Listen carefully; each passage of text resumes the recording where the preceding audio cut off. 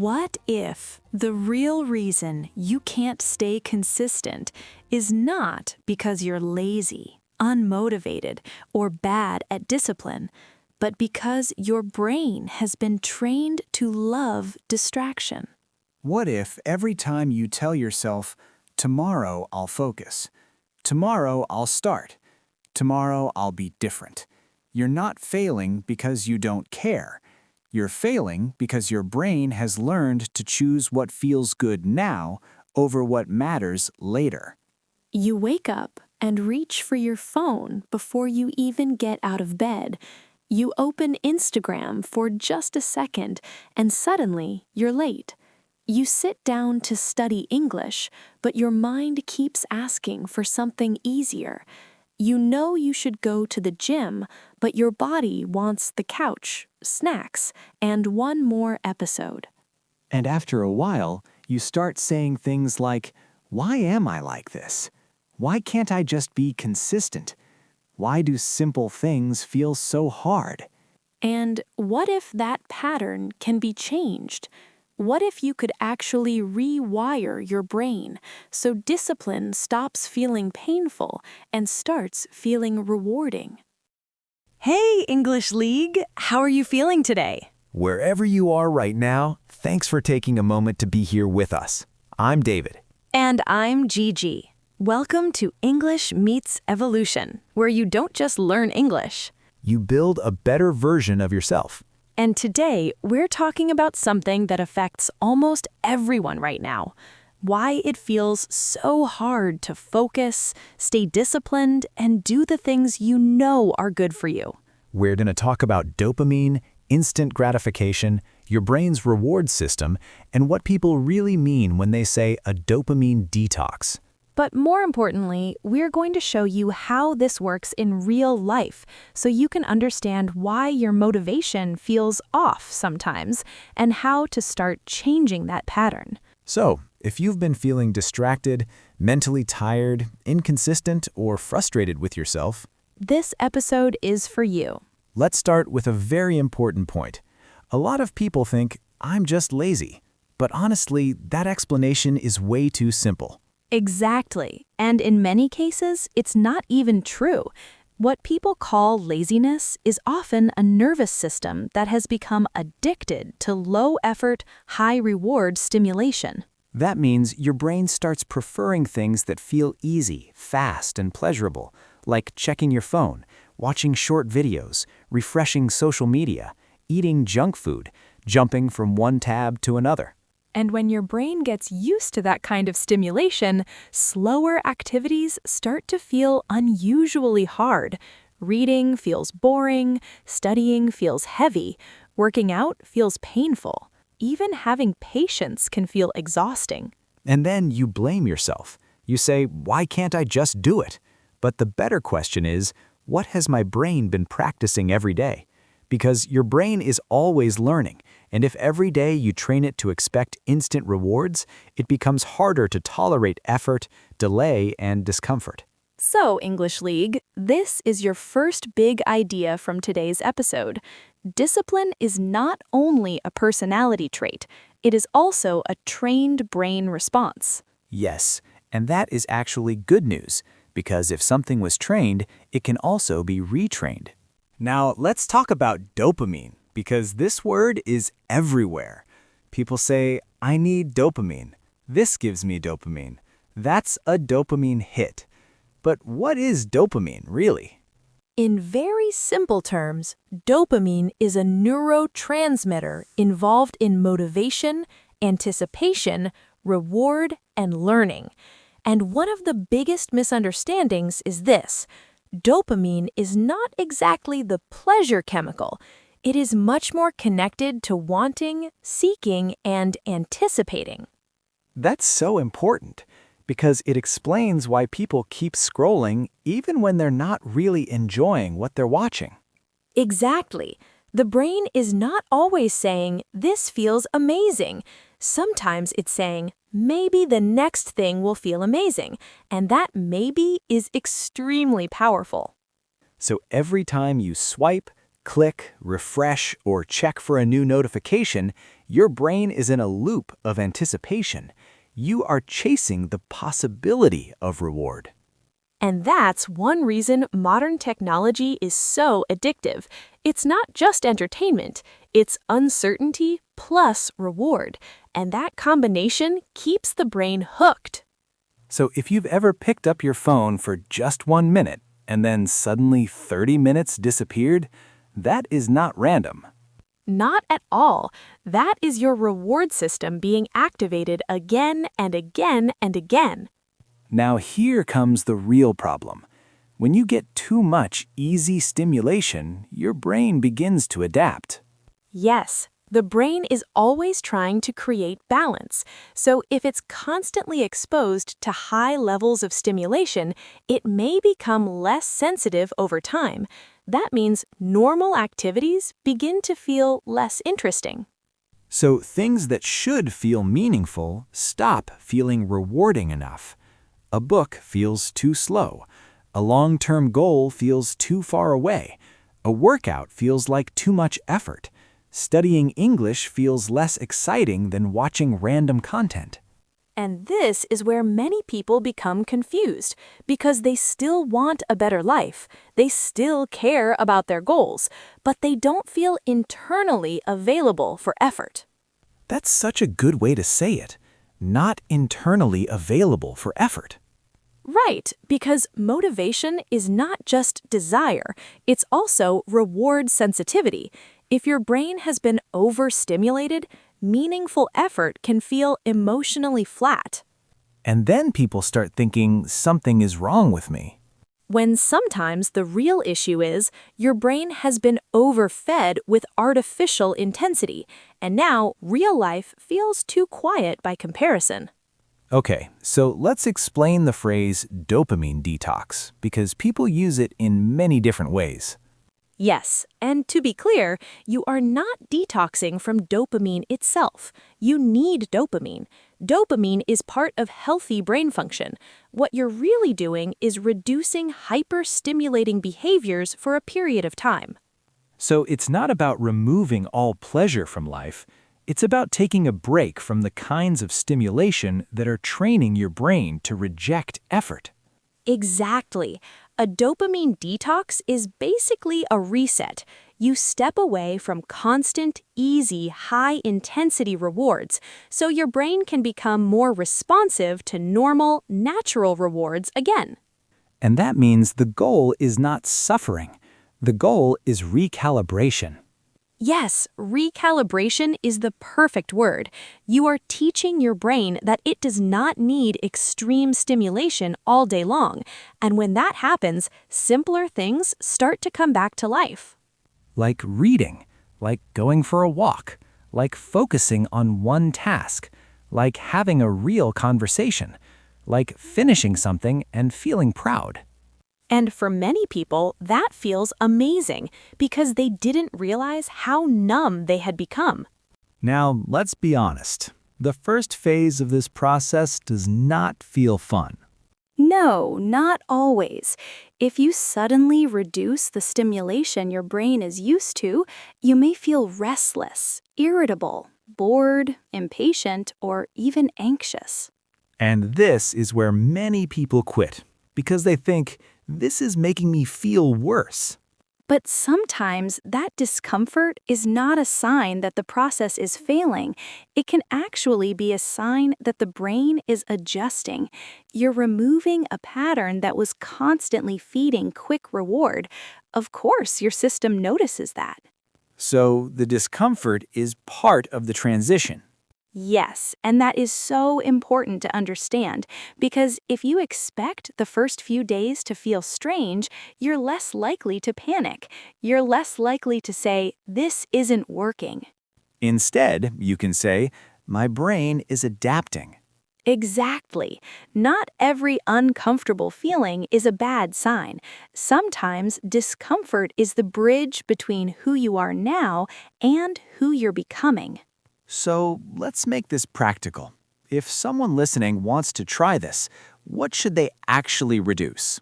Start with your highest source of easy dopamine, not necessarily the thing you enjoy the most, but the thing that gives you the most stimulation with the least effort. For many people, that's the phone. Especially short-form content. Yes, short videos, endless scrolling, constant notifications, random checking behavior. But it could also be gaming, online shopping, junk food, pornography, binge watching, or anything that creates intense reward with very low effort.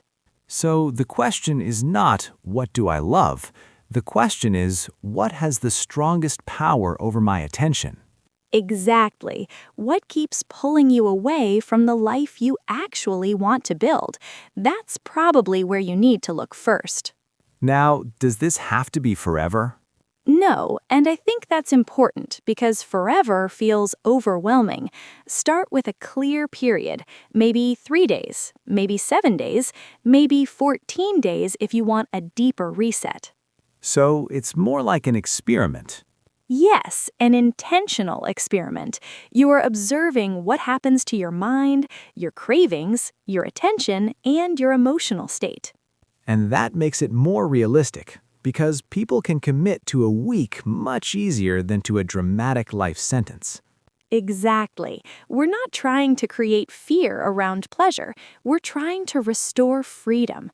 You want to be able to choose instead of feeling controlled. I think this next part is huge. You can't just remove the bad habit and leave an empty space. Absolutely, because the brain hates a vacuum. If you remove stimulation but don't replace it with healthier forms of engagement, you'll feel lost, and then you will probably go back. So, what are some good replacements? Things with lower stimulation but deeper reward. Reading a physical book, going for a walk without your phone, journaling, cooking, working out, stretching, having a conversation, studying in silence, listening to one full podcast episode instead of 10 random clips.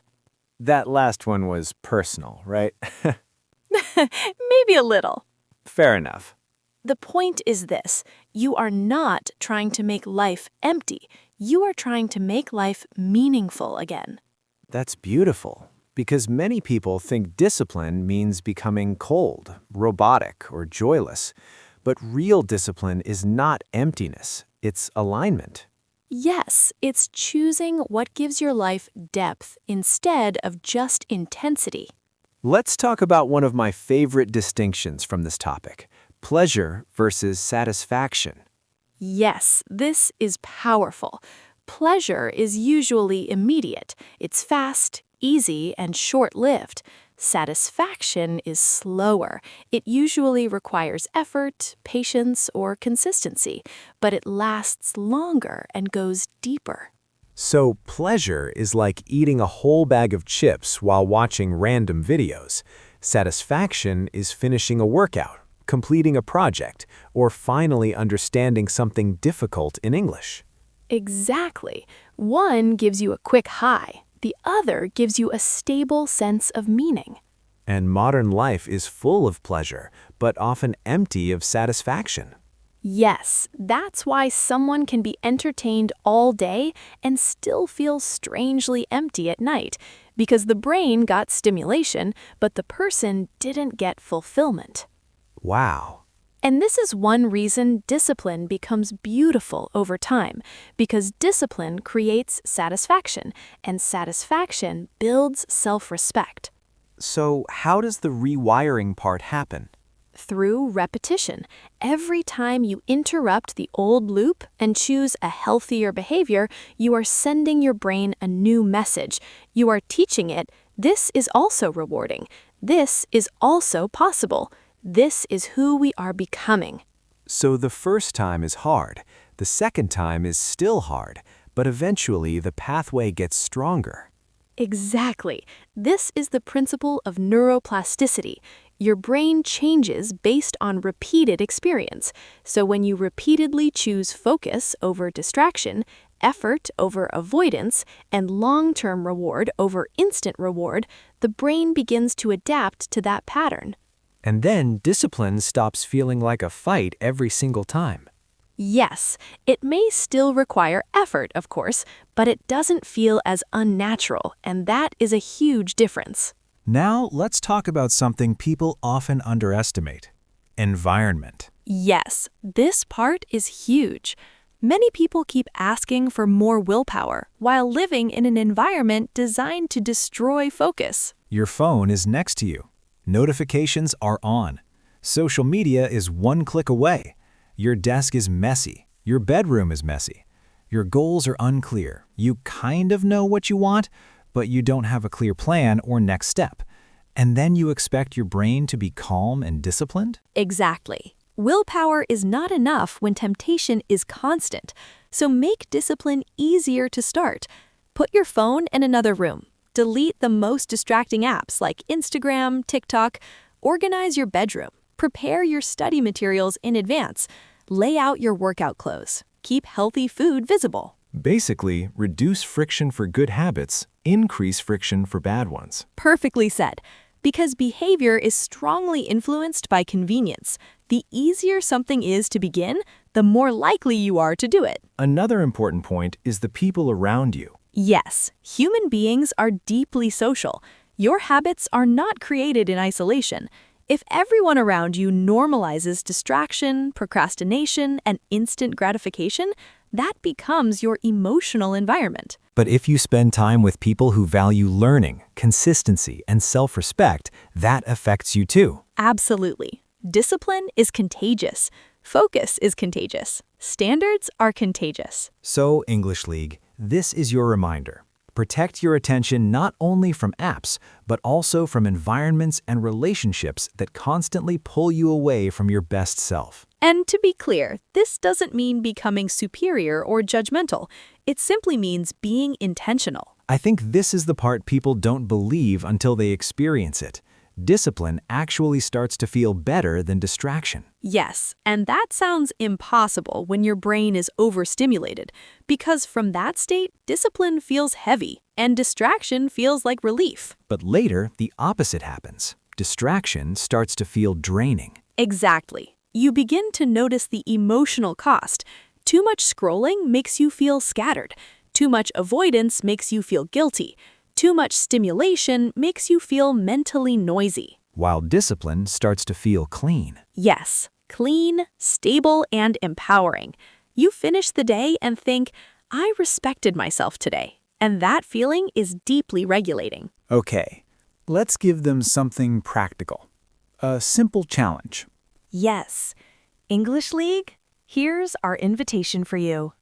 For the next 7 days, identify one major source of empty dopamine in your life. Just one, not 10, one. And remove it or reduce it significantly for 7 days. Then just watch what happens. Notice when the cravings hit, what pulls your attention, what emotions start to show up. Pay attention to your focus, how it shifts, how it slips, and how it comes back. And see if, little by little, simple things start to feel interesting again. And replace that habit with something intentional. Read, walk, journal, study English, exercise, reflect, create. And please notice something very important. This is not punishment. This is self-recovery. You are not depriving yourself. You are reconnecting with your ability to feel satisfaction again. Let's do a quick vocabulary moment. Yes, here are a few useful expressions from today's episode. First, instant gratification. That means getting pleasure or reward immediately without waiting. Second, reward system. This refers to the brain mechanisms involved in motivation, pleasure, and reinforcement. Third, rewire your brain. This means changing your mental patterns through repeated experience and behavior. Fourth, restlessness. That uncomfortable feeling when you can't relax, settle down, or stay still. And fifth, self-control. The ability to regulate your impulses and choose your actions consciously. English League, A great challenge for you is to try using one or two of these expressions in a sentence today. So, let's bring everything together. If discipline feels hard right now, it doesn't mean you're weak. It may mean your brain has been trained by repetition, overstimulation, and instant reward. And if that training happened, new training can happen too. You are not stuck. You are not broken. And you do not need to become a different person overnight. You just need to start interrupting the old pattern, one decision at a time, one day at a time, one repeated choice at a time. Because every time you choose what matters over what is easy, you are changing something inside you. And over time, that change becomes identity. You stop being someone who is always trying to be disciplined, and you become someone who naturally protects their energy, their focus, and their future. English League, if this episode spoke to you, take a moment and ask yourself, what is one habit that is stealing my attention? And what would happen if I took a break from it for just 7 days? And if you want, write your answer down in the comments. We'd love to know what your 7-day reset is going to be. And also, tell us which expression from today's episode was your favorite. If you enjoyed this conversation, don't forget to like this episode, subscribe to the channel, and share it with someone who needs a brain reset too. Thank you so much for being here with us, English League. We'll see you in the next episode. Keep going. We believe in you.